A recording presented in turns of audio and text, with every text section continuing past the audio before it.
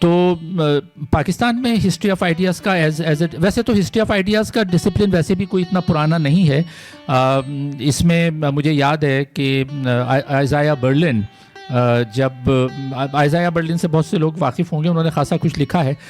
جب وہ origin in کی رشین پولش تھی، یوکرین کی طرف کے تھے. جب وہ مائیگریٹ کر کے پہنچے انگلینڈ تو ظاہر ہے پڑھے لکھے آدمی تھے، کتابیں بہت ساری لکھ چکے تھے. تو اور ان کو جب وہاں یونیورسٹی میں ملازمت دی جا رہی تھی آئزایا برلن کو، تو سمجھ میں نہیں آ رہا تھا کہ ان کو کس ڈپارٹمنٹ میں ڈالا جائے، کیونکہ وہ بہت سارے آئیڈیاز پہ ان کو عبور حاصل تھا.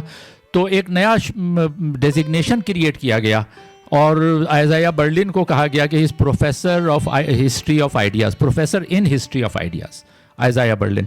تو وہ اس طرح سے جو ہے وہ 20th سینچری میں history of ideas as a discipline آئی. ورنہ اس سے پہلے تو الگ الگ تھا نا، فلاسفی الگ، پولیٹیکل سائنس الگ، لیکن ہسٹری آف آئیڈیاز جو ہے ایز اے ڈسپلن یہ 20th سینچری میں آگے بڑھا. پاکستان میں ہسٹری آف آئیڈیاز کا ڈسپلن کہیں بھی نہیں پڑھایا جاتا. ایون جو فلسفے کا ڈپارٹمنٹ ہے، کیونکہ بنیادی طور پہ ہسٹری آف آئیڈیاز تو فلسفے سے ہی تعلق ہے نا اس کا بنیادی طور پہ، کیونکہ فلسفہ تو غالباً تمام علوم کی ماں کہا جا سکتا ہے. دوسرے تمام علوم فلسفے سے ہی کسی نہ کسی طرح سے تعلق رکھتے رہے ہیں. تو پاکستان میں یہ ہوا کہ نہ تو ہسٹری آف آئیڈیاز ڈیولپ ہوئی، اور جو اس کی ماں تھی یعنی فلسفے کے ڈپارٹمنٹس اب ایک ایک کر کے تقریباً تمام جن یونیورسٹیز میں تھے وہ بند ہو چکے ہیں.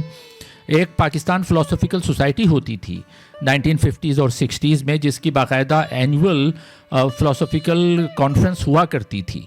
وہ اینول فلاسفیکل کانفرنس اب میرے خیال ہے 30-40 سال سے پاکستان میں کہیں بھی نہیں ہوئی. ذاتی طور پہ میں جانتا ہوں کہ جن ڈپارٹمنٹس میں میرا جانا ہوتا ہے یونیورسٹیز میں جہاں ابھی بھی فلاسفی کے ڈپارٹمنٹس موجود ہیں، وہاں 2 یا 4 سے زیادہ اسٹوڈنٹ نہیں ہوتے.